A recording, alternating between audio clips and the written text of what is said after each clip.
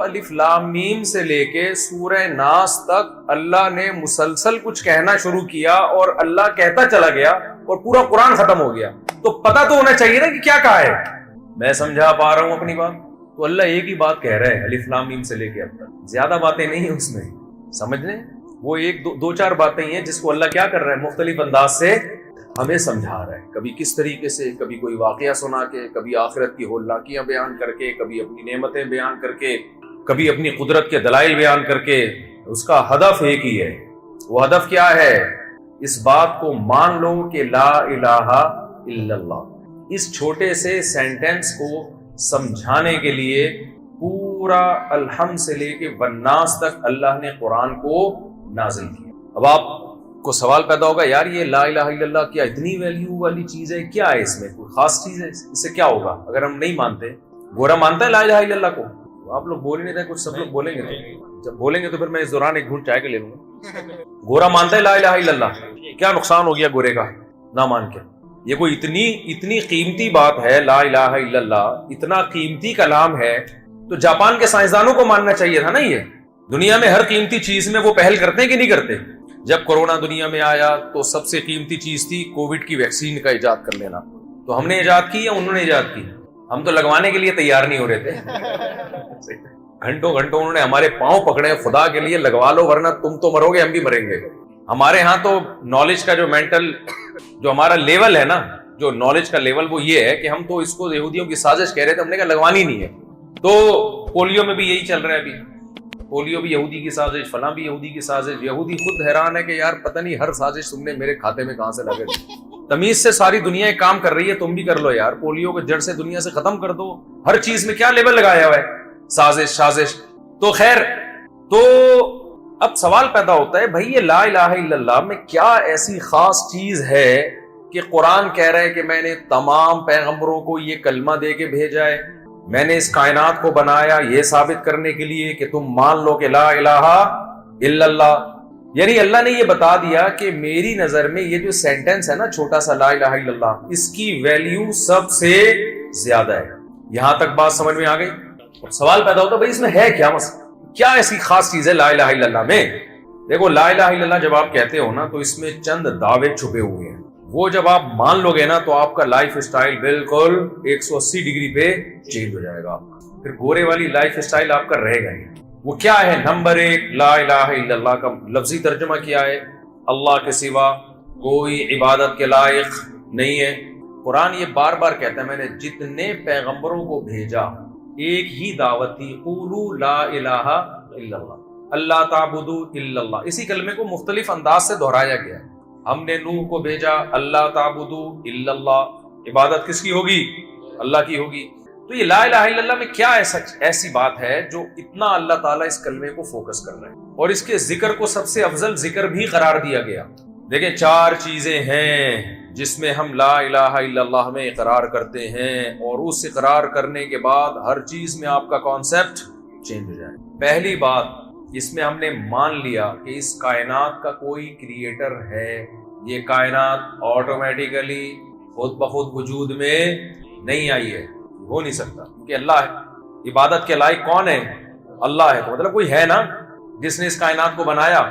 آج دنیا میں ایک بہت بڑا طبقہ یہ کہتا ہے کہ انسان آٹومیٹیکلی خود بخود وجود میں آیا ہے, کروڑوں اربوں سال ایوالو ہو کے, ایوولوشن کا نتیجہ ہے, ارتقاء کا نتیجہ ہے.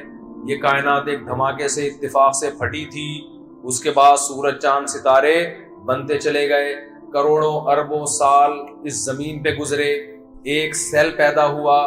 ادھر توجہ, ایک سیل پیدا ہوا, اس سیل نے بالآخر سادہ سا سیل تھا, ترقی کی, پودے کی شکل اختیار کی, ہوتے ہوتے ایک جرثومے کی شکل اختیار کی, پھر کروڑوں اربوں سال میں ترقی کرتے کرتے ایک جانور بن گیا, پھر ہوتے ہوتے بندر بن گیا, پھر وسیم بھائی بن گیا, پھر غفار بھائی بن گئے. ایسے ہی ڈارون تو یہی کہتا ہے نا, ایوالو تو اسی طرح نا کہ بندر تھا, پھر بندر سے ہوتے ہوتے کیا ہو گیا؟ انسان ہو. ایک نظریہ یہ ہے. اس میں خدا کو کیا کر دیا؟ خدا کی ضرورت ہی نہیں ہے. اب اس پہ بڑے بڑے اشکالات ہوتے ہیں کہ دم کہاں گئی بھائی, یا تو دم دو یا دم کے پیسے دو. سائنسدان کہتے ہیں نا ہماری دم تھی, میں سائنسدانوں سے کہتا ہوں یا تو دم چاہیے یا دم کے تم لوگوں نے غائب کی. ایک نظریہ یہ ہے, صحیح ہے غلط ہے اس پہ میں بعد میں بات کرتا ہوں. اچھا بیان خواتین بھی سن رہی ہیں؟ اچھا تو مجھے بتا دیا کریں بھائی, کچھ باتیں ایسی ہوتی ہیں جو شادیوں مدیوں کی باتیں نہ آ جائیں نا بیچ میں.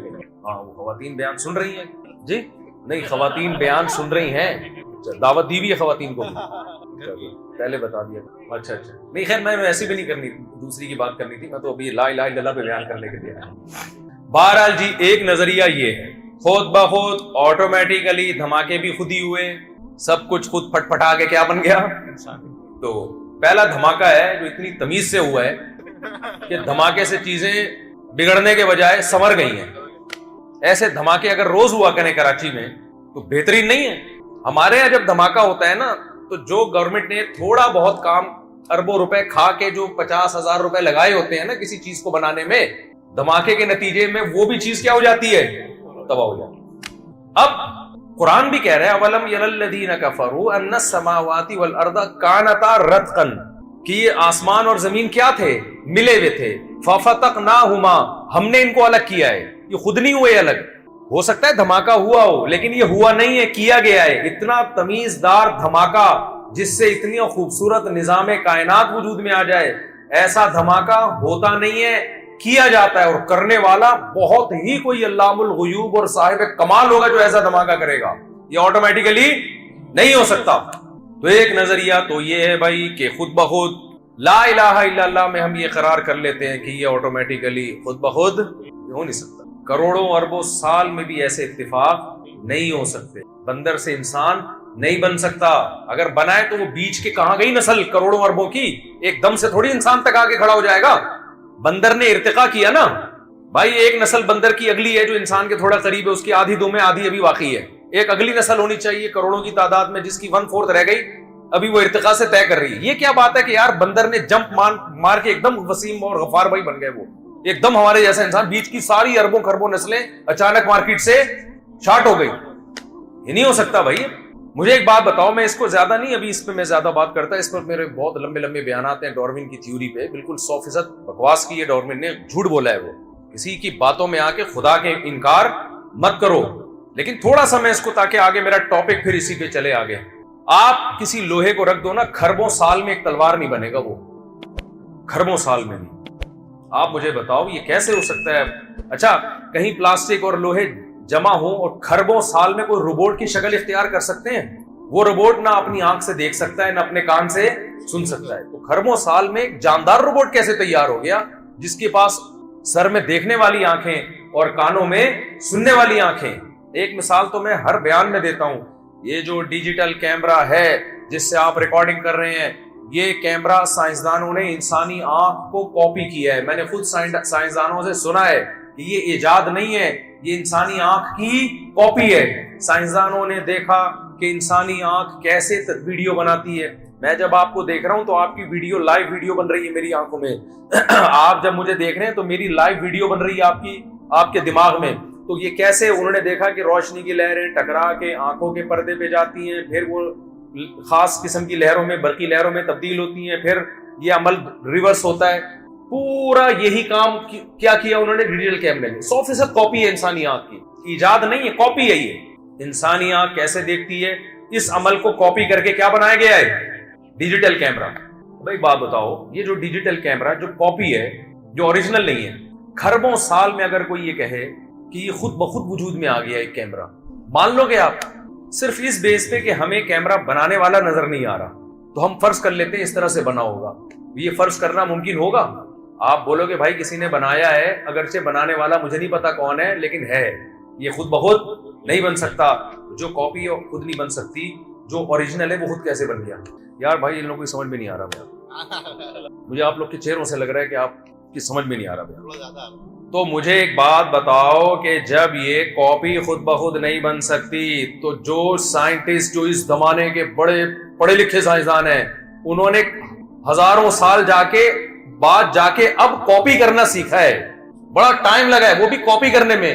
تو جو اوریجنل ہے وہ اتفاق سے کیسے وجود میں آ گیا؟ اور اوریجنل جس میٹیریل سے بنا ہے وہ بڑا خطرناک میٹیریل ہے, وہ بہت عجیب چیز ہے. ماں کے پیٹ میں بچے کی آنکھ میں, بچے کے دماغ میں کیمرے فٹ ہوتے ہیں. ہم جو یہ ڈیجیٹل کیمرہ بناتے ہیں، پلاسٹک گلاسز، ان کو ایڈجسٹ سائنسدان کر رہے ہیں نا، مختلف قسم کے اسکیل استعمال کر کے، تھوڑی سی سیٹنگ آؤٹ ہو گئی گلاسز کی، 2 کے 4 نظر آنا شروع. وہ ایک صاحب گئے نا ڈاکٹر کے پاس کہ مجھے 1 کے 2 نظر آتے ہیں. اس نے کہا آپ 4 کو یہ بیماری ہے؟ اس کو 1 کے 4 نظر آ رہے تھے. تھوڑی سی ایڈجسٹمنٹ دائیں بائیں ہو گئی تو سارا سیٹ اپ. اور یہ ڈیجیٹل کیمرے جو ہماری آنکھ میں، یہ 1 بھی نہیں ہے، 2 ہیں. 2 کیمرے ہوتے ہیں تو ان کو ایک خاص ترتیب سے ایڈجسٹ کیا جاتا ہے، ورنہ ساری سیٹنگ آؤٹ. یہ ایک کیمرہ ہے، اور وہ کیا ہے جو ادھر لگے ہوئے ہیں، 2 کیمرے ہیں. یہ کیمرے بنتے کیسے ہیں؟ ماں کے رحم میں ایک معمولی سا قطرہ، قرآن کہہ رہا ہے قرار مکین، ایک مضبوط ٹھکانہ دیتے ہیں ہم اس کو. پھر ماں کھاتی ہے روٹی، چاول، غلطی سے میں نے غلط کہہ دیا، برگر، پیزا، ڈبل روٹی، اور بھی مٹھائیاں، جو بھی آج کل اوٹ پٹانگ چیزیں کھائی جا رہی ہیں، یہ ساری چیزیں ماں کھاتی ہے. اور ان تمام چیزوں سے بچے کی آنکھ، ناک، کان، دل، دماغ، جگر، یہ ساری چیزیں بن رہی ہیں.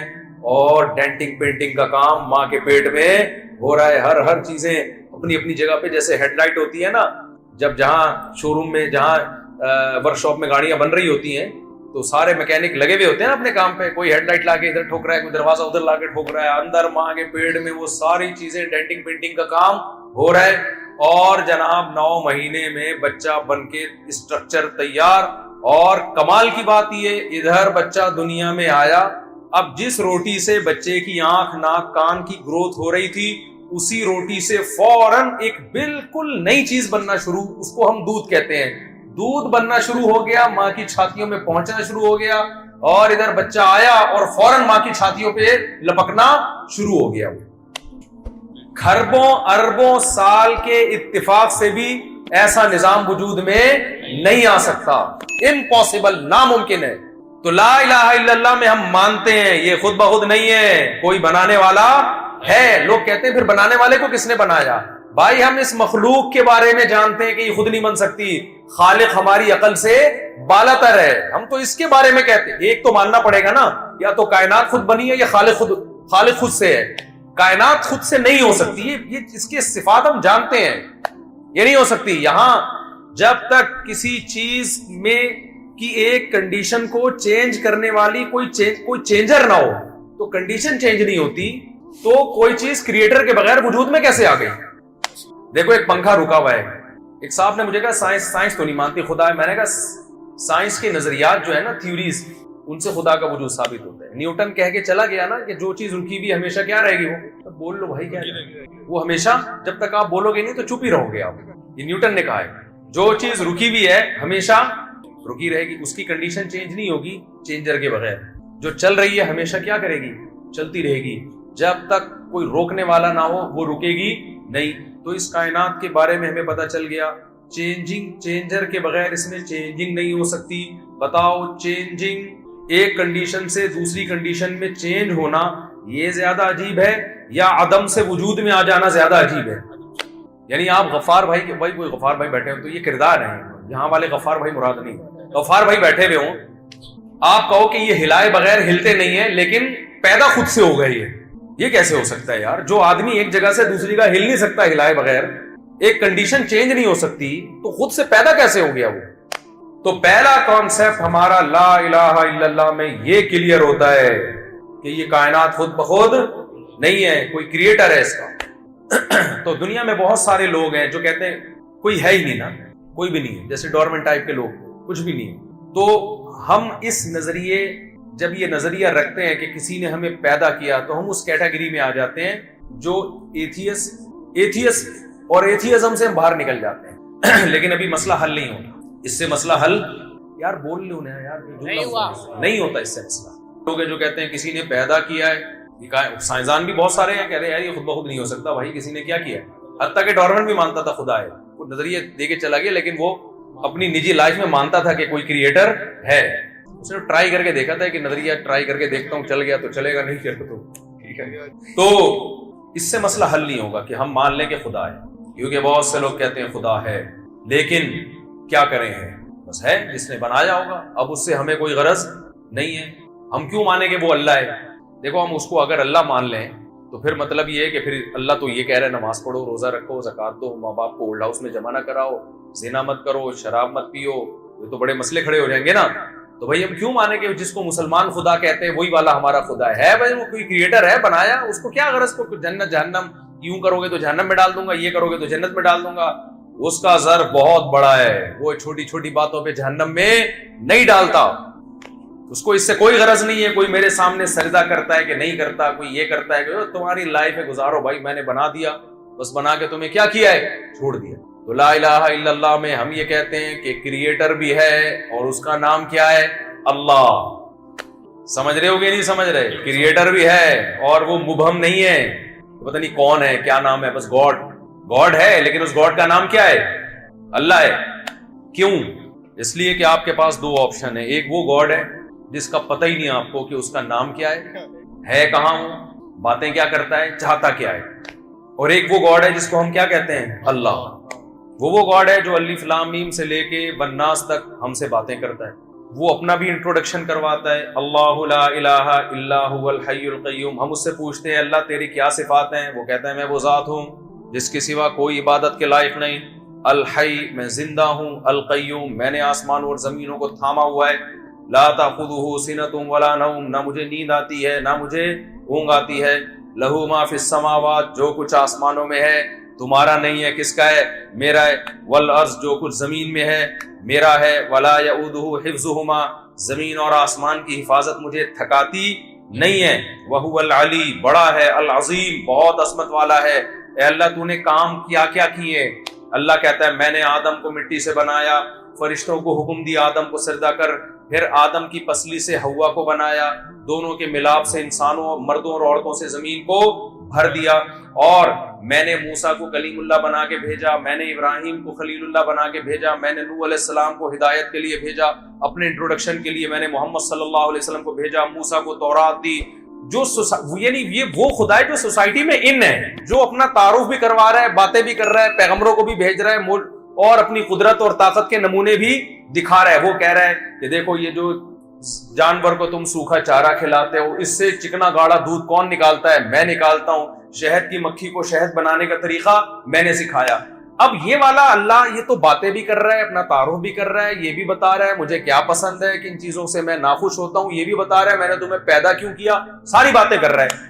اور جو وہ خدا جس کا نام اللہ نہیں ہے، معاذ اللہ، جو آپ کے خیال میں وہ صحیح والا خدا ہے، وہ چپ بیٹھا ہوا یہ سارا تماشا دیکھ رہا ہے.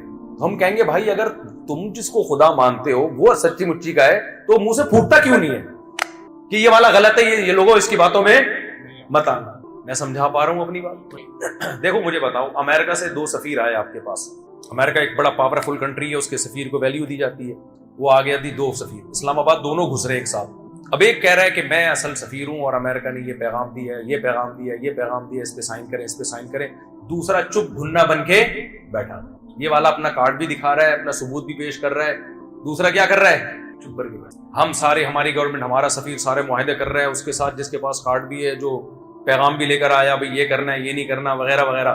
اگلی دفعہ کس کو لان، استغفر اللہ، یعنی یہ ساری باتیں وہ کر رہے ہیں. میرے منہ سے نکل گیا اگلی دفعہ کس کو لانا ہے کس کو نہیں. اچھا خیر، مجھے بتاؤ امریکہ کے 2 سفیر آئے، ایک چپ بیٹھا ہوا ہے گھننا بن کے، ہم سارے معاملات اس سے کر رہے ہیں. اور آسان مثال دیتے تو وہ زیادہ اچھی طرح سمجھ میں آئے گی.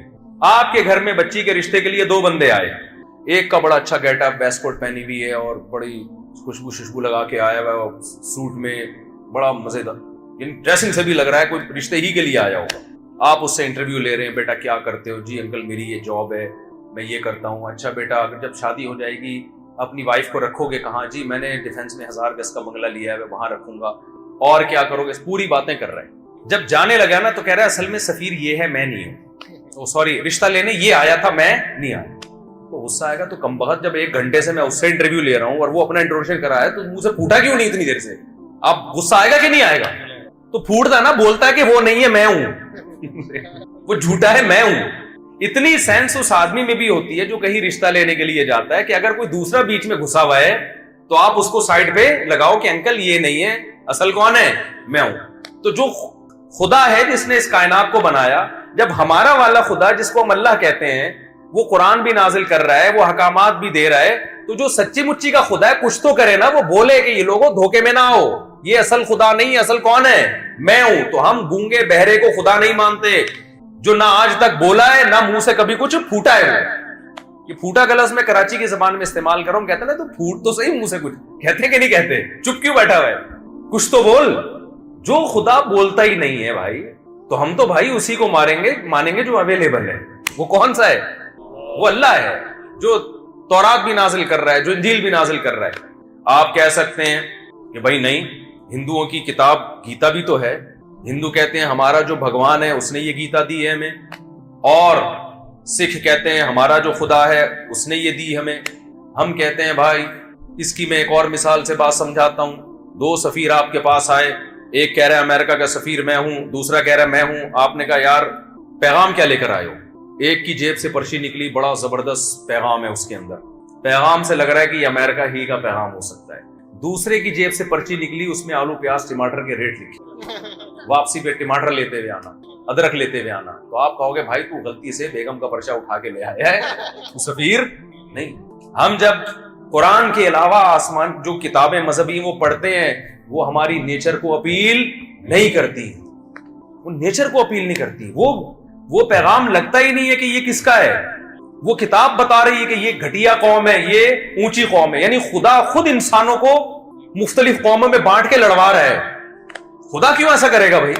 وہ کہہ رہی ہے چھوت قوم ہے, وہ کہہ رہی ہے اچھی قوم ہے, وہ کہہ رہی ہے یہ. قرآن کیا کہہ رہا ہے؟ یا ایھا الناس انا خلقناکم من ذکر و انثی. قرآن عربوں کو کہہ رہا ہے, یہ جو اپنے آپ کو دنیا کی سب سے سپیریئر قوم سمجھتی تھی, ان کو کہہ رہا ہے اے لوگو ہم نے تمہیں ایک آدم حوا سے پیدا کیا, اس وقت نہ عربی تھے نہ اجمی, اور ہم نے تمہیں قبیلوں میں بانٹ دیا. اس قبیلے صرف تمہارا ایک تعارف ہے. ان اکرمکم عند اللہ اتقاکم. افضلیت کی بیس یہ قبیلے اور قوم نہیں ہے. افضلیت کی بیس یہ کہ کون خدا سے زیادہ ڈرتا ہے اور کون برائیوں سے بچتا ہے. ایک ایک لفظ قرآن کا اٹھا کے دیکھو, اس کی تعلیمات دیکھو. حرمت علیکم امہاتکم وبناتکم وعماتکم وخالاتکم وبنات الاخ وبنات الاخ وامہاتکم اللاتی ارضعنکم واخواتکم من الرضاعہ. ایک ایک لا ایسا بیان کیا قرآن نے. یوصیکم اللہ فی اولادکم. وراثت کے جب احکام قرآن بیان کرتا ہے ایسا کلیئر کرتا ہے. خدا تمہیں وصیت کر رہا ہے اولاد کے بارے میں. للذکر مثل حظ الانثیین. جب مرو گے تو وراثت کس کو ملے گی؟ کتوں کو نہیں ملے گی, گورنمنٹ کے پاس نہیں جائے گی. یہ وراثت کس کو ملے گی؟ اولاد کو ملے گی. بیٹے کو دگنا, بیٹی کو آدھا. وَلَكُمْ نِصْفُ مَا تَرَكَ أَزْوَاجُكُمْ إِن لَّمْ يَكُن لَّهُنَّ وَلَدٌ. اتفاق سے تمہاری زوجہ کا انتقال ہو گیا, جو کہ ہوتا نہیں ہے. مرد پہلے جاتا ہے عام طور پہ, لیکن اگر بیوی اتفاق سے پہلے مر گئی تو پھر کیا ہوگا؟ اس کی اولاد ہے یا نہیں ہے؟ قرآن کہہ رہے اولاد نہیں ہے تو تمہیں 50% ملے گا, اولاد ہے تو 25% ملے گا. اور وَلَهُنَّ الرُّبُعُ مِمَّا تَرَكْتُمْ. تم پہلے مر گئے, وَلَهُنَّ الرُّبُعُ تو ان کو 25% ملے گا. إِن لَّمْ يَكُن لَّكُمْ وَلَدٌ اگر تمہارے اولاد نہیں ہے. فَإِن كَانَ لَكُمْ وَلَدٌ اگر تمہارے اولاد ہے. فَلَهُنَّ الثُّمُنُ تو پھر 12.5% ملے گا ان کو. جہاں سے قرآن کے حکام اٹھا کے دیکھو, نیچر کو بھی اپیل کر رہے ہیں, کھوپڑی میں بھی آ رہے ہیں وہ حکام. ایک پیغام ہے بھائی, اس کے علاوہ کسی کے پاس کوئی پیغام نہیں ہے. تو لا الہ الا اللہ میں ہم نے یہ بھی مانا کوئی کریٹر ہے, اور کریٹر کے بارے میں بھی ہم کنفیوز نہیں ہیں. وہ کون ہے جو اپنا انٹروڈکشن کروا کے کہتے ہیں میرا نام کیا ہے؟ اللہ ہے. ان الذین یخشون ربہم. بے شک وہ لوگ جو اپنے رب سے ڈرتے ہیں. یہ شور کیوں ہو رہا ہے بھائی؟ بے شک وہ لوگ جو اپنے رب سے ڈرتے ہیں بغیر دیکھے. لہم مغفرۃ ان کے لیے مغفرت بھی ہے. وَأَجْرٌ کبیر اور بہت بڑا اللہ نے اجر تیار کر کے رکھا ہوا ہے. اس پر میں نے کئی ہفتوں بات کی تھی کہ بغیر دیکھے ڈرنا. یہ بغیر دیکھے اللہ نے کیوں کہا؟ کیونکہ جو لوگ مذہب کو نہیں مانتے ان کی سب سے بڑی دلیل ہی مذہب کی مخالفت میں یہ ہوتی ہے کہ جو چیز ہمیں نظر نہیں آتی ہم اس کو فالو کیوں کریں. بار بار یہ نظر نہیں آ رہا, نظر نہیں آ رہا, نظر نہیں آ رہا. تو نظر آتی تو پھر تو پولیس والا نظر آتا ہے جو اللہ سے بہت کمزور ہے, لوگ اس سے بھی ڈرتے ہیں. تو پھر آزمائش نہیں تھی, آزمائش نہیں. امتحان ہمیشہ اس چیز کا لیا جاتا ہے جس میں غور اور فکر اور تدبر سے کام لینا پڑے. بالکل ٹھیک ہو گئی ہے آواز, جزاک اللہ. جس میں غور فکر اور تدبر سے کام لینا پڑے. اللہ نے اپنی نشانیاں پھیلا دیں. پھر شور ہو رہا ہے, آپ وہیں بیٹھ جائیں. اللہ نے اپنی کائنات میں نشانیاں پھیلا دیں. کون ہے جو ان نشانیوں کو دیکھ کر رب تک پہنچے گا؟ اور رب پر ایمان لائے گا، اور کون ہے جو ان نشانیوں کو دیکھ کر رب سے منہ موڑے گا۔ اس لیے بغیر دیکھے ڈرنا ہے۔ ڈرنے کا مطلب کیا ہے؟ اللہ کی جو ذات ہے، قرآن میں جو اللہ نے اپنا انٹروڈکشن کروایا ہے، جو اپنا تعارف کروایا ہے، وہ ایسی ذات کے طور پر نہیں کروایا جس سے ڈرا جائے۔ دیکھو، جب کوئی آپ کو ڈرانا چاہتا ہے کہ مجھ سے ڈرو، تو اپنی بدماشیوں کی پوری رپورٹ پیش کرتا ہے نا؟ کیا خیال ہے بھائی؟ کوئی علاقے میں نئے ایس ایچ او صاحب آ جائیں اور وہ چاہیں کہ پبلک مجھ سے ڈرے، تو ایک ڈنڈا لے کے وہ نکلے گا پہلے دن، اور پوری ایک پولیس موبائل ہوگی، 2-4 چیزوں کو ٹھوکریں مارے گا، 2-4 ہوٹلوں میں جا کے کپ توڑے گا، اور ایسی کوئی تھوڑی سی بدماشی دکھائے گا نا اپنی۔ لوگ کیا کہیں گے؟ بھائی یہ تو بڑا سخت آدمی آ گیا۔ کیا خیال ہے؟ ایسے ہی کہیں گے نا؟ تو بڑے سخت آدمی۔ کوئی محلے کا دادا آیا ہو نیا مارکیٹ، وہ آتے ہی بدماشیاں شروع کر دیتا ہے۔ تو ان سب چیزوں سے انسان اس سے ڈرنا شروع۔ عجیب بات ہے، اللہ تعالیٰ کہہ رہے ہیں کہ رب سے ڈرو، مگر قرآن میں جو اللہ اپنا تعارف کروا رہے ہیں وہ اس میں ڈرنے کا عنصر نہیں ہے۔ قرآن شروع ہو رہا ہے الحمدللہ رب العالمین، تمام تعریفیں اللہ کے لیے ہیں جو تمام جہانوں کا پالنے والا ہے۔ تو پالنے والے سے تو محبت ہوتی ہے یا ڈرا جاتا ہے؟ آپ اپنے پالنے والے کو جب دیکھتے ہو کہ جو دیکھو بچے کو ماں پالتی ہے، تو بچہ ماں سے ڈرتا ہے یا محبت کرتا ہے؟ محبت کرتا ہے۔ وہ تو جس چیز سے ڈرے گا تو ماں کی طرف جائے گا۔ بچے کو جب بھی دنیا میں کسی بھی چیز سے ڈر لگتا ہے تو بھاگتا کہاں ہے؟ ماں کی گود کی طرف۔ اس کو پتا ہے کہ ماں بچائے گی اور ماں مجھے پالتی۔ تو اللہ جو اپنا انٹروڈکشن کروا رہے ہیں قرآن مجید میں، تمام تعریفیں اللہ کے لیے ہیں جو تمام جہانوں کا مربی ہے، پالنے والا ہے۔ آگے اللہ نے اپنی صفت بیان کی، الرحمن بہت بڑا مہربان، الرحیم نہایت رحم کرنے والا۔ عربی بڑی فصیح و بلیغ زبان ہے۔ اس رحمان اور رحیم کا کوئی متبادل لفظ کسی زبان میں ہے ہی نہیں۔ انگلش میں کہتے ہیں موسٹ مرسیفل، اردو میں کہتے ہیں بڑا مہربان، حالانکہ رحمان الگ ہے، رحیم الگ ہے۔ عربی بہت فصیح و بلیغ زبان ہے۔ دیکھو اللہ کے جو 99 نام ہے نا، 99 جو قرآن میں جن کا تذکرہ ملتا ہے، ان 99 ناموں کا کسی اور زبان میں ترجمہ ہی نہیں ہو سکتا، کیونکہ دوسری زبانوں میں وہ الفاظ ہی نہیں ہیں۔ اس کو بس وہ موسٹ اور اس طرح کے الفاظ لگا کے نا کوشش کرتے ہیں کہ اس کے قریب پہنچیں۔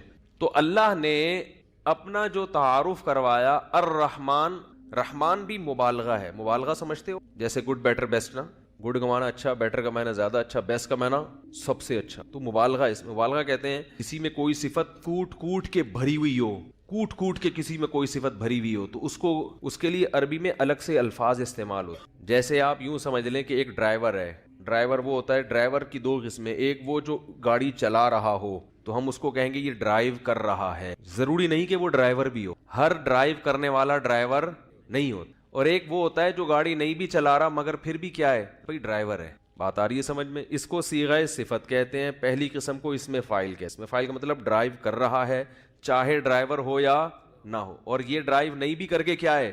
ڈرائیور ہے۔ یعنی اس کو اتنی مہارت ہے کہ اس کی گویا لقب ہے، اس کی صفت پڑ گئی ہے ڈرائیور۔ بھائی یہ بندہ کیا ہے؟ ڈرائیور ہے، چاہے وہ ڈرائیو نہیں بھی کر رہا ہو۔ اور ایک آدمی ڈرائیور نہیں ہوتا لیکن وہ جب ڈرائیو کر رہا ہوتا ہے تو ڈرائیور کہتے ہیں، جب نہیں کر رہا ہوتا تو ڈرائیور نہیں بلکہ انجینئر ہے، یہ تو ڈاکٹر ہے، یہ ڈرائیور تھوڑی ہے۔ ابھی چونکہ ڈرائیو کر رہا ہے اس لیے ہم اس کو ابھی کیا کہیں گے؟ ڈرائیور۔ اس معنی میں نہیں بلکہ اس معنی میں کہ ڈرائیو کر رہا ہے۔ تو الرحمن کا مطلب یہ نہیں کہ رحم کرنے والا، رحم کرنے والا نہیں، کیونکہ جو جس وقت رحم کر رہا ہوتا ہے اس کو راحم کہتے ہیں۔ راحم، رحم کر رہا ہے، رحم اس کی صفت ہے یا نہیں ہے، اس کی ذات کے ساتھ چپکی ہوئی ہے یا نہیں، راحم کا لفظ اس کو ڈیفائن نہیں کرتا۔ بھائی سمجھ میں نہیں آ رہا کیا ہو گیا؟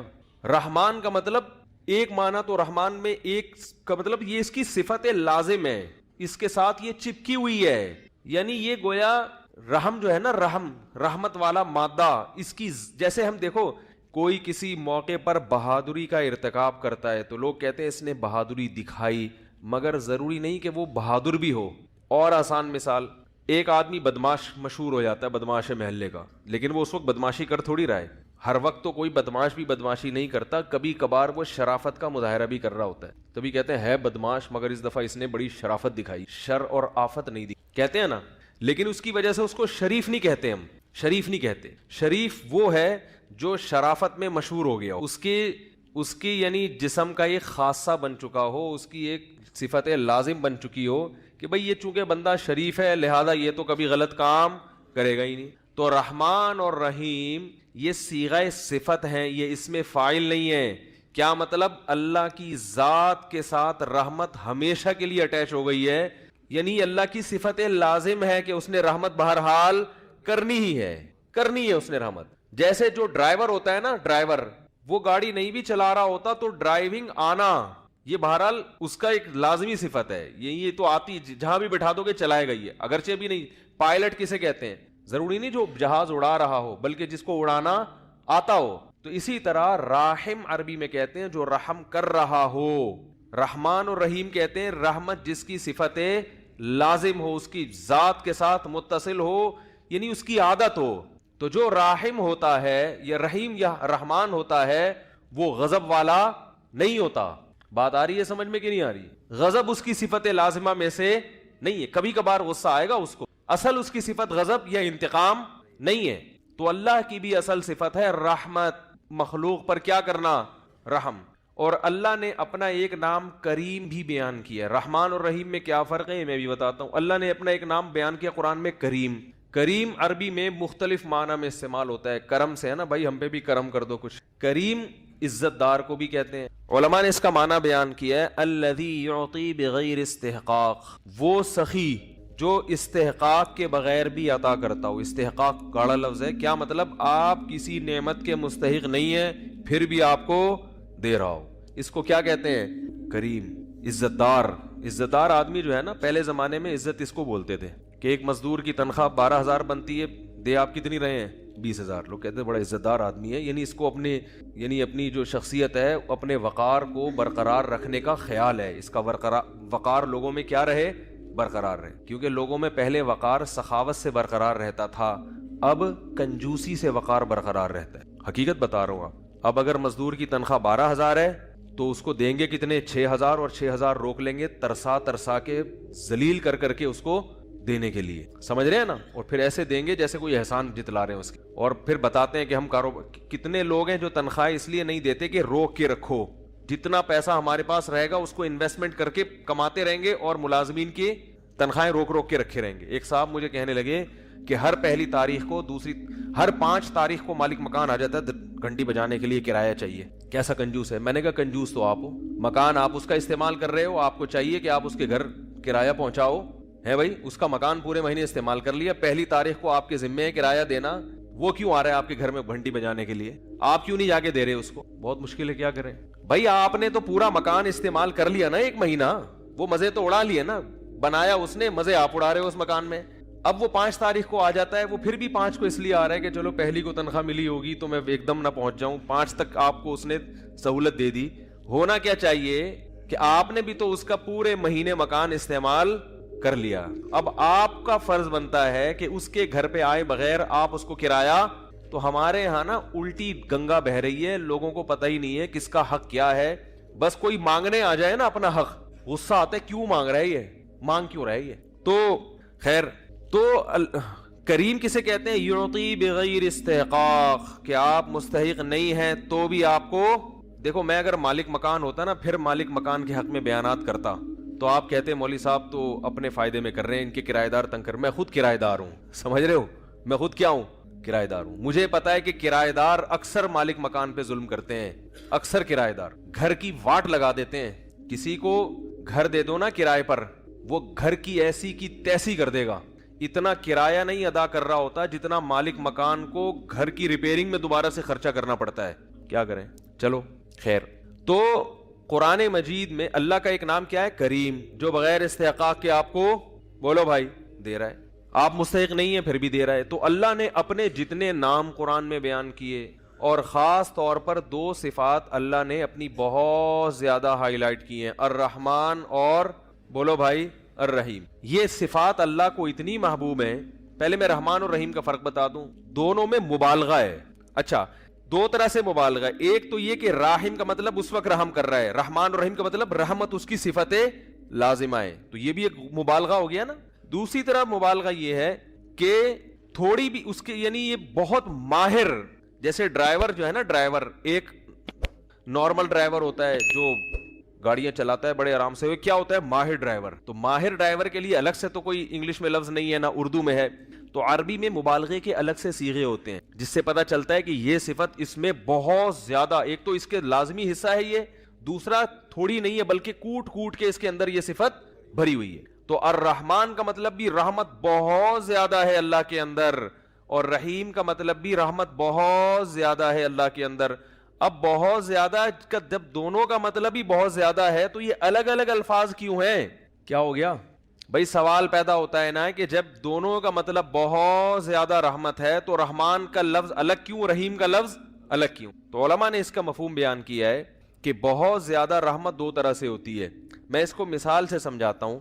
دیکھو ہم کہتے ہیں کہ فلاں آدمی علاقے کا بہت بڑا سخی آدمی ہے, بہت بڑا سخی. تو بہت بڑے سخی کے دو مطلب ہوتے ہیں. ایک مطلب تو یہ کہ ہر ایک کو نوازتا ہے, کوئی بھی فقیر اس کے پاس چلا جائے قرضہ مانگنے کے لیے, بھیک مانگنے کے لیے, تو کسی کو بھی مایوس نہیں کرتا, چاہے تھوڑا دے مگر دیتا ضرور ہے. یہ بھی بہت بڑا سخی ہے. کیا خیال ہے؟ اتنا سخی تو دنیا میں کوئی نہیں ہوتا, کوئی بھی مانگے تو کچھ نہ کچھ دینا ہی ہے لازمی. اور ایک بہت بڑا سخی وہ ہوتا ہے کہ وہ ہر ایک کو نہیں دیتا, وہ پہلے تھوڑی آواز کم ہو گئی ہے اس کی, وہ تحقیق کرتا ہے, شور ابھی بھی ہو رہا ہے, وہ تحقیق کرتا ہے کہ کوئی مستحق ہے یا نہیں ہے, ہر ایک کو نہیں دیتا. اس کو پتا ہے بھائی فراڈی فقیر بہت معاشرے میں گھوم رہے ہیں, کوئی بھی آئے گا تو بیوقوف بنا سکتا ہے, وہ تحقیق کرتا ہے.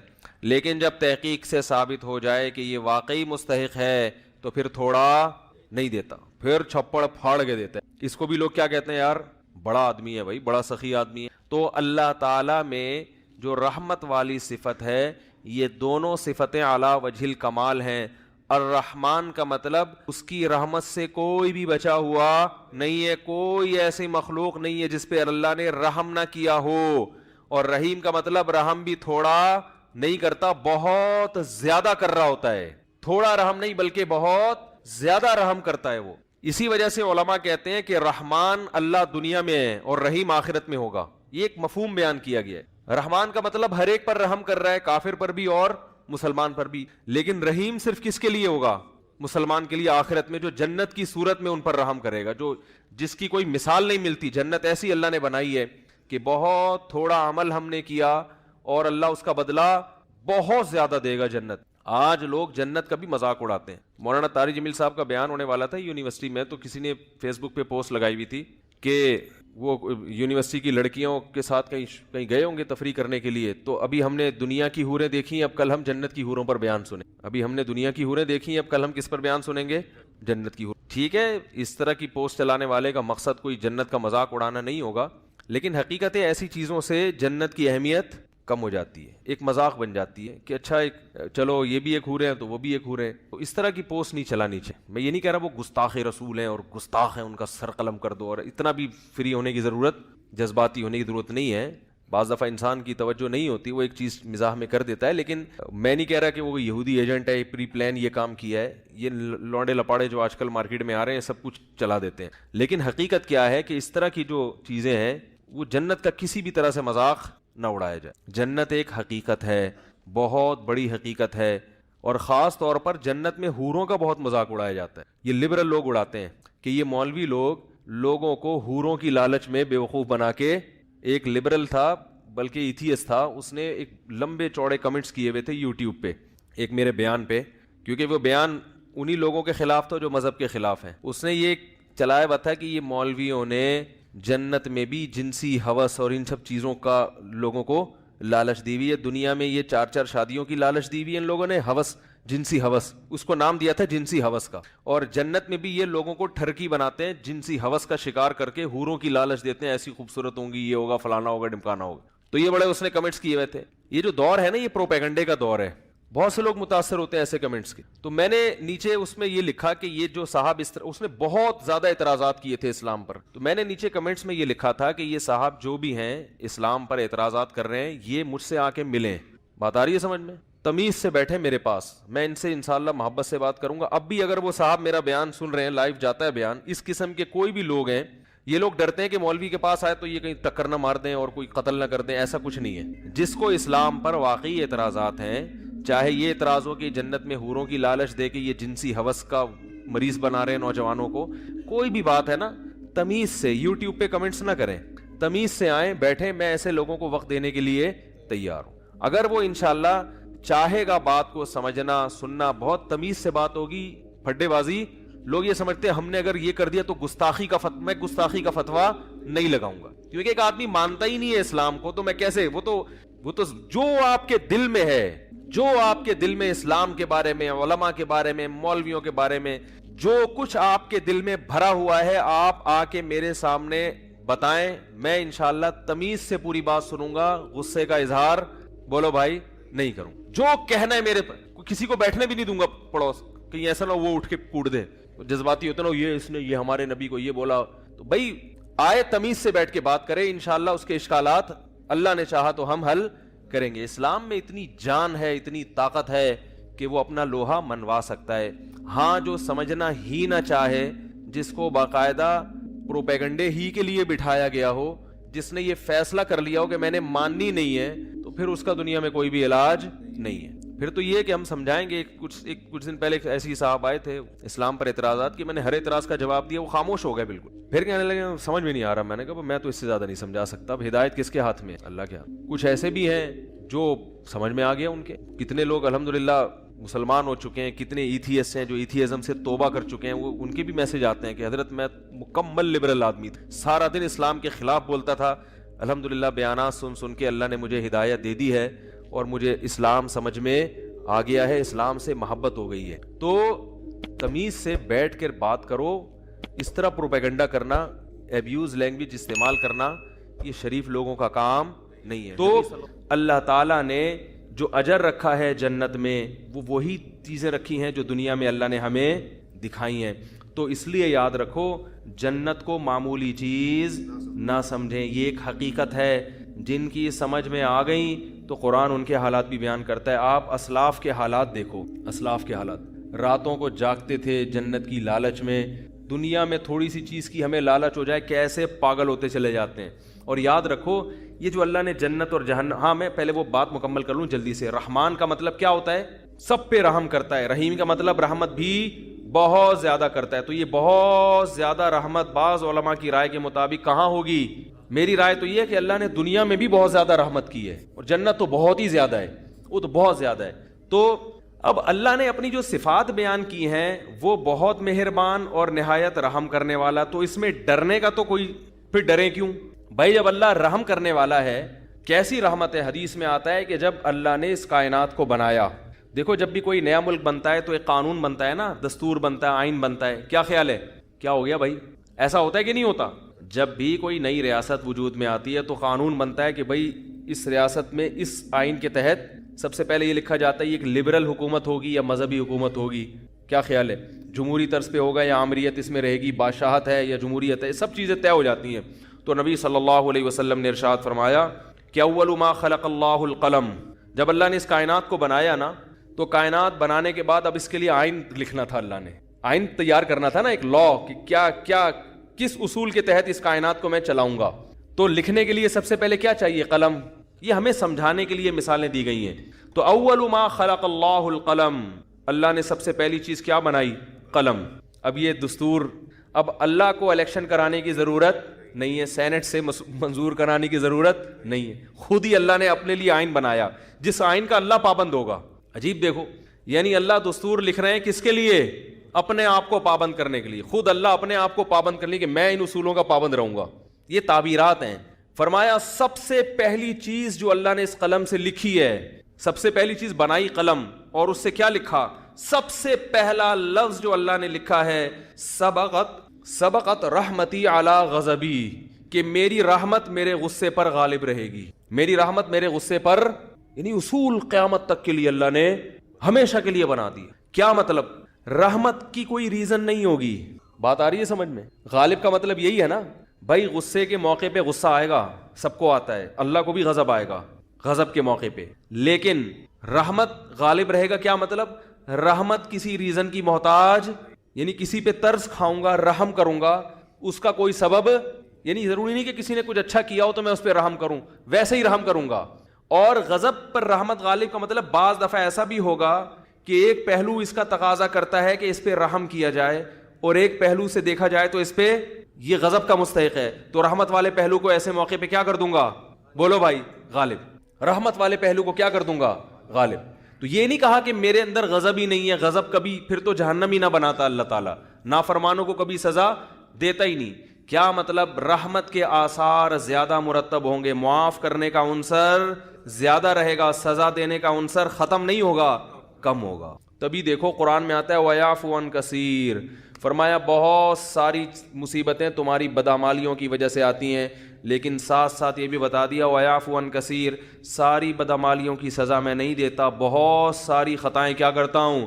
معاف کرتا ہوں. یعفو مٹا دیتا ہوں. ہمیں تو بہت تھوڑی غلطیوں کی سزا مل رہی ہوتی ہے, اس پہ ہم اتنا چیخ رہے ہوتے ہیں, سب غلطیوں کی ملنا شروع ہو جائے تو کسی قابل ہی نہ رہیں. زیادہ تر کیا کر رہا ہوں؟ معاف, اور وہ بھی بغیر یعنی بغیر وجہ کے. اور اگر معافی کی وجہ ہو یعنی غلطی کر کے توبہ کر لی, پھر یہ اللہ نے اپنے اوپر لکھ دیا ہے کہ توبہ کرنے والے کو کیا کروں گا. آئین میں کیا لکھا ہے اللہ نے؟ جو توبہ کرے گا تو اپنے اوپر معافی کو کیا کر لیا اللہ نے؟ واجب, توبہ کو واجب کر لیا. 99 سال تک کوئی گناہوں میں مبتلا رہے, 99 سال میں اس کافر کو خیال آیا آج میں توبہ کر کے اسلام کی طرف آتا ہوں, آج میں گناہوں سے توبہ کرتا ہوں, تو اس کے آنے میں تو دیر ہو سکتی ہے, اللہ کے معاف کرنے میں دیر نہیں ہو سکتی. کیسے عجیب الفاظ ہیں حدیث کے, یا عبادی لو بلغت ذنوبک عنان السماء ثم استغفرونی لغفرت لکم ولا ابالی. یہ لا ابالی کے الفاظ بڑے عجیب ہیں. نبی نے فرمایا کہ اللہ تعالیٰ کہتے ہیں کہ اے میرے بندو, اگر تم گناہ کر کر کے زمین اور آسمان کے خلا کو پر کر دو, بھر دیا تم نے گناہوں سے, اب سچے دل سے توبہ کر رہے ہو, اے اللہ اب سے اپنی زندگی کیا کر رہا ہوں میں. توبہ کا مطلب یہ نہیں استغفار کی تسبیح ہو, یا اللہ اب جو کچھ ہو چکا معاف کر دے, آئندہ نہیں کروں گا. یہ اس جذبے سے جو توبہ کرے گا تو فرمایا معاف کر دوں گا. بس اتنا کافی ہونا چاہیے نا بھائی, بات مکمل ہو گئی. اللہ نے اصول بیان کر دیا کہ اگر زمین آسمان کے خلا کو بھر دیا گناہوں سے, توبہ کر لی تو کیا کر دوں گا؟ معاف. ختم ہو گئی بھائی, ہمیں اصول سمجھ میں آ گیا بھائی, توبہ کا دروازہ موت تک کھلا ہوا ہے, ختم. آگے اللہ کو یہ کہنے کی کیا ضرورت تھی والا ابالی, معاف کرنے میں کسی کی پرواہ نہیں کروں, یہ کہنے کی کیا ضرورت؟ بہت مشکل ہے سمجھانا بھائی. اس الفاظ کا بظاہر کوئی تک بنتا ہے بھئی اللہ کو کیا ضرورت کسی کی پرواہ کی, اور کون ہے؟ اصل بات یہ کہ ممکن ہے بہت سے نیک لوگوں کو اعتراض ہو کہ اللہ ہم 20 سال سے شروع سے ہم نیک ہیں, یہ کمبخت 90 سال تک عیاشی کرتا رہا ہے, اب آ رہا ہے, اب یہ بھی جنت میں ہم بھی جنت میں, یہ کیا بات ہوئی؟ ممکن ہے فرشتوں کو اعتراض ہو, اے اللہ یہ کیا, یہ تو 2 لفظ توبہ کے تو ہر آدمی بول سکتا ہے بڑے آرام سے بیٹھے بیٹھے ہیں بھائی. مثال کے طور پر ابھی جو کیسز چل رہے ہیں مختلف ہمارے سیاست دانوں پہ, اگر وہ کہتے ہیں ہم معافی مانگتے ہیں قوم کے سامنے, قوم چھوڑے گی؟ بولے یار بھائی اتنے پیسے کھا گئے ہیں, قوم یہی بولے گی نا بھائی یہ کیا مسئلہ ہے, ایسے کیسے معاف کر دیں؟ کیا خیال ہے بھائی؟ یا کسی نے اور جرائم کیے ہوں, بہت سارے کیسز چل رہے ہوں, وہ 2 لفظ بولے معاف کر دو, تو عجیب بات ہے کہ معافی مانگنے کے لیے بھی یہ لوگ تیار نہیں ہوتے. تو لیکن اللہ کیا کہہ رہے ہیں کہ زمین اور آسمان کے خلا کو بھر دیا ہو گناہ, تھک گیا ہو گناہ کر کر کے, اور پھر مجھ سے معافی مانگے. معافی کا وہ مطلب جو میں بیان کر رہا ہوں, آئندہ نہیں کروں گا, بس اب میری زندگی بولو بھائی چینج, ختم, اب میں چینج ہو رہا ہوں.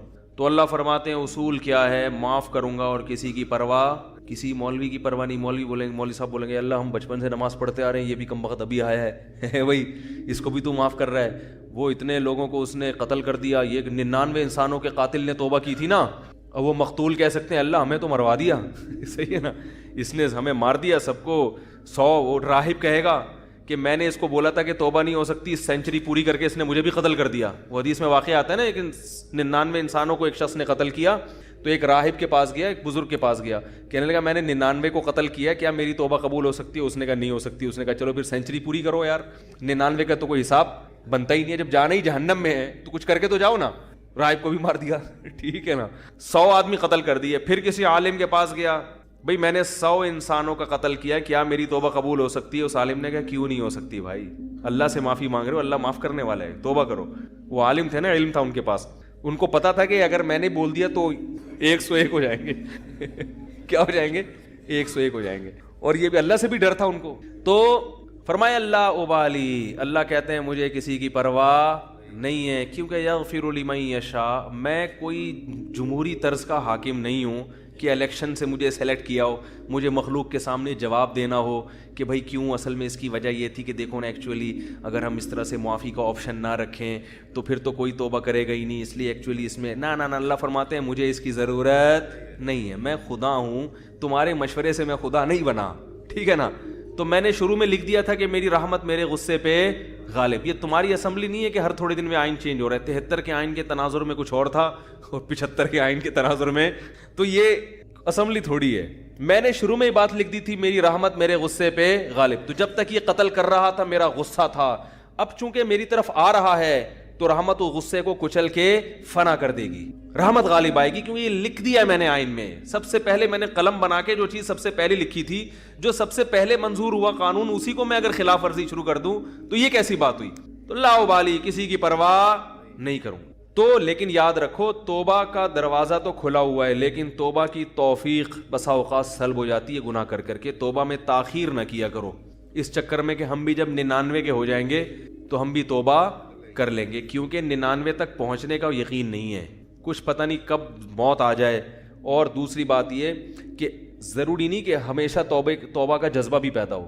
ابھی اگر جذبہ ہے, یہ جذبہ ضروری نہیں کہ برقرار رہے. لوگ ایمان کے ڈاکے دار بیٹھے ہوئے ہیں جو آپ کا ایمان سلب کر لیں گے, آپ کو توبہ کی اہمیت ہی دل سے ختم ہو جائے گی.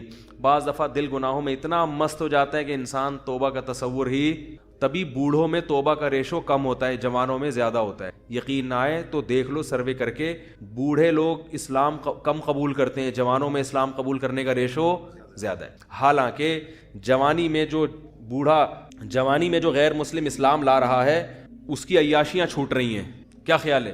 بوڑھے کے لیے تو اسلام آسان ہے نا بھائی. جو کفر کی حالت میں آپ نے عیاشیاں کی, بڑھاپے میں تو اب وہ عیاشیاں نہیں ہو سکتی. اب اسلام لانے میں کیا جا رہے ہیں, صرف کلمہ پڑھو, پھر بھی نہیں پڑھتے ہو. بڑھاپے میں اسلام لانا آسان ہے مگر اسلام لانے کا ریشو کم ہے. اس سے پتہ چلتا ہے دیکھنے میں آسان ہے, حقیقت میں آسان نہیں ہے, کیونکہ قوت فیصلہ ختم ہو جاتی ہے. جوانی میں عیاشی آسان ہے مگر توبہ بھی بظاہر مشکل ہے, مگر حقیقت میں کیا ہے, آسان. اس کی ایک سائنٹیفک لاجک بھی ہے. وہ لاجک یہ ہے کہ انسان جب جوان ہوتا ہے تو گناہ کی طرف جیسے اس کی رغبت بہت زیادہ ہوتی ہے, اس کی بریکیں بھی اسی حساب سے مضبوط ہوتی ہیں. دیکھو نئی گاڑی کا ایکسیلیٹر جیسے تیز ہوگا نا, بریکیں بھی کیا ہوں گی, کیا ہو گیا بھائی, نئی گاڑی کا ایکسیلیٹر ایسا ہوتا ہے کہ ادھر اشارہ کیا, پاؤں رکھا اور زوں کر کے بھاگی, تو بریک بھی ذرا سی آپ اشارہ چاہیے بریک کو, ایک دم ٹھا کر کے رکے گی. کیا خیال ہے, الٹ جائے گی مگر چلے گی نہیں آگے. اعصاب مضبوط ہوتے ہیں انسان کے جوانی میں. جیسے رغبت ہو رہی ہے نا گناہ کی طرف, تو اگر وہ برداشت کر کے بچنا چاہے گا ایسے ہی بریکیں بھی کیا ہوں گی, بولو بھائی, مضبوط. اور پرانی گاڑی میں کیا ہوتا ہے, پورا ایکسیلیٹر پہ پاؤں رکھ کے کھڑے ہو جاؤ, پھر وہ ڈک ڈک ڈک کر کے چلے گی آگے. جس طرف آپ جانا چاہ رہے ہو ادھر جائے گی, سوچے گی پہلے جانا ہے کہ نہیں جانا ہے بھائی, جائے گی, ٹک ٹک ٹک ٹک ٹک آواز آئے گی, شور زیادہ مچائے گی, کام کم کرے گی. شور بہت مچائے گی, ہاں ہاں آوازیں آ رہی ہیں, آدمی کہے گا پتہ نہیں شاید میں نائٹ رائڈر میں بیٹھا ہوا ہوں. پھر وہ اتنی آرام سے پک اپ پکڑے گی. پھر جب آپ نے بریک لگائی, 5-10 کو بھیڑتے ہوئے 25-30 تو بندے مارے گی آگے جا کے. میں نے ایک دفعہ پرانی گاڑی خریدی تو مجھے پہلے تجربہ نہیں تھا کہ کس طرح سے ٹوپیاں کرائی جاتی ہیں, تو وہ میں نے کہا چلو ہاتھ صاف کرنے کے لیے اچھی ہے. تو میں جب وہ ڈرائیور جو بیچ رہے تھے نا گاڑی, ان کے ساتھ سائڈ پہ بیٹھا, اچھا میں گاڑی چلانے کے لیے بیٹھا, میں نے کہا چیک کروں, تو وہ ایکسیلیٹر کا یہی حال تھا جو میں نے آپ کو بتایا. انہوں نے زمین آسمان کے قلابے ملا دیے گاڑی کی تعریف. یہ گاڑی 78 کروڑا ہے, 78 کروڑا جو ہے نا, ساری ٹیکسیوں میں یہی چل رہی ہے, 78 کروڑا نام تھا بھائی 78 کروڑا کا. ہم نے کہا چلو یار میں 75 کا ہوں تو 78 کی پھر بھی ہم سے تو نہیں ہے. تو ہم نے کہا ہاتھ صاف کرنے کے لیے اچھی ہے. اب ہم جب بیٹھے تو اس میں عجیب عجیب چیزیں آ رہی ہیں. تو میں نے جب سب سے زیادہ جب مجھے دھچکا لگا نا, بریک لگائی تو نہیں لگی. تو انہوں نے کہا اس کی بریک 3-4 دفعہ لگائیں گے تو لگے گی 3-4 دفعہ لگائیں گے تو لگے گی. میں نے کہا کوئی بندہ سامنے آ گیا تو یہ گاڑی میں لکھ کے لگاؤں میں آگے کہ تیسری دفعہ میں لگے گی. بھائی آپ اتنا فاصلہ گاڑی سے رکھیں کہ تیسری دفعہ میں آپ یعنی ٹکر ہوئی تو آپ کی ذمہ. میں نے کہا آگے اس پہ کیا لگا دو, بورڈ لگا دو کہ بھائی یہ تیسری دفعہ میں لگے گی. میں نے کہا لے پکڑ بھائی اپنی گاڑی, یہ 78 کرو, ہم 75 کے اس سے اچھے ہیں, اللہ کا شکر ہے. کیا خیال ہے, ہم 75 کے اس سے, اللہ کا ہماری پھر بھی پہلی دفعہ میں لگ جاتی ہے بریک. تو انسان کی عمر, مقصد بوڑھوں کا مذاق اڑانا ہرگز نہیں ہے, لیکن ایک حقیقت ہے کہ جب انسان کی عمر زیادہ ہوتی ہے تو اس کی میں اندر خواہشات تو کم ہوتی ہیں, لیکن اگر کسی طرف اس کا دل مائل ہو گیا تو بریک نہیں لگی. اس میں اعصابی قوت نہیں ہوتی, وہ روک نہیں پائے گا اپنے آپ کو. اسی وجہ سے وہ اگر بد نظری جوانی میں نہیں چھوٹی تو بڑھاپے میں نہیں چھوٹی. جوانی میں آپ کنجوس تھے تو بڑھاپے میں سخی نہیں ہو سکتی, یہ دماغ میں رکھو, ٹھیک ہے نا. جوانی میں آپ نے اچھے کام نہیں کیے تو بڑھاپے میں اب تیر نہیں مارو گے. یہ جو بوڑھے ہمیں مسجدوں میں نظر آتے ہیں یا اچھے کام کرتے ہوئے، یہ وہ ہوتے ہیں جنہوں نے جوانی اچھی گزاری ہوتی. بڑھاپے میں فلمیں دیکھنے کا شوق بڑھتا ہے، یاد رکھو. بوڑھوں میں جو انٹرنیٹ پر بیہودہ فلمیں دیکھنے کا رجحان ہے وہ زیادہ ہے ان بوڑھوں میں جن کو جوانی میں یہ چسکے لگ چکے. حالانکہ ان کو وہ لذت نہیں آتی، وہ مزہ نہیں آتا، مگر ان سے برداشت نہیں ہوتا. جس نے جوانی میں کنٹرول کر کے چھوڑ دی، بڑھاپا اچھا گزرے گا اس کا. تو بریک جو ہے نا، جیسے آپ کا ایکسیلیٹر تیز ہے تو بریکیں بھی ابھی کیا ہیں؟ مضبوط. تو یاد رکھو اسی طرح غیر مسلم وہ اس کو عیاشی نظر آتی ہے کفر میں، لیکن اسلام لانے والے بھی کیا ہوتے ہیں؟ جوانی ہوتے ہیں زیادہ تر. جوانوں کو عیاشی بھی، لیکن وہ چھوڑ دیتے ہیں، برداشت کرتے ہیں سب کچھ. بڑھاپے میں اسلام بہت آسان ہے، مگر بوڑھوں میں اسلام کا ریشو ختم تو نہیں ہے لیکن بہت کم ہے. وہ نہیں آتے، وہ کہتے ہیں چھوڑو یار ایک زندگی گزارنے. حالانکہ ان کو پتہ ہے کہ ہم غلط مذہب پہ تھے. کیا جا رہا ہے کلمہ پڑھنے میں بھائی؟ اب آپ کو تو اب ساری زندگی نماز کبھی نہیں، ہم کہیں گے حج بھی اب اس بڑھاپے میں فرض نہیں ہوگا. کچھ بھی نہیں کرنا ہے، ایک کلمہ پڑھنا ہے، 5 ٹائم نمازیں شروع کر دینی ہے. رمضان کے روزوں میں بھی رعایت ہو گئی ہے کہ جو بہت زیادہ بوڑھا ہو وہ فدیہ بھی دے سکتا ہے. کچھ بھی نہیں کرنا، کلمہ پڑھنا ہے اور اسی گھر میں رہ لو. یہ تھوڑی کہہ رہے خاندان کو چھوڑ کے جاؤ.